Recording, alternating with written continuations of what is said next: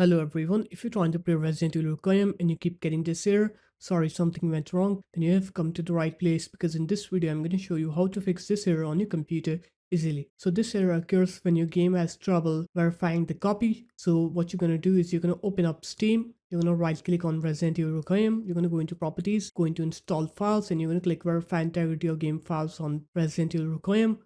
After that, you're going to go into Steam here, click settings, and then you're going to click onto downloads. And here you're going to click clear download cache. So once you click onto that, it will clear the download cache. You might have to re-log into your account on Steam.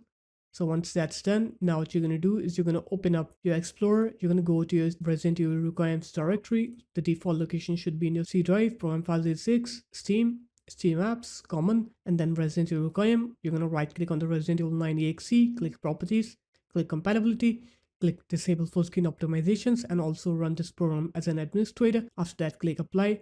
Okay, and now what you're going to do is you're going to run Steam as admin. So just open up the start menu, right here Steam, right click on Steam, then click run as admin and run it as admin.